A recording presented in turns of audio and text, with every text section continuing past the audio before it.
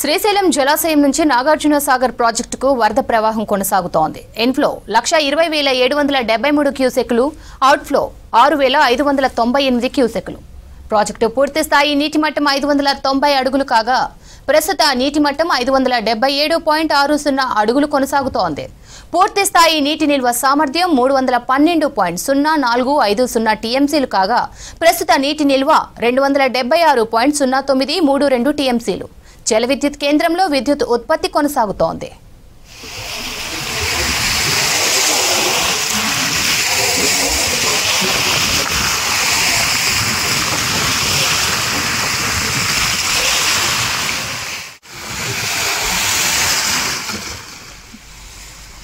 శ్రీశైలం జలాశయం నుంచి నాగార్జున సాగర్ ప్రాజెక్టుకు వరద ప్రవాహం కొనసాగుతోంది. ఇన్ఫ్లో 1,20,773 క్యూసెక్లు, అవుట్ఫ్లో 6,598 క్యూసెక్లు. ప్రాజెక్టు పూర్తి స్థాయి నీటి మట్టం 590 అడుగులు కాగా ప్రస్తుత నీటి మట్టం 577.60 అడుగులు కొనసాగుతోంది.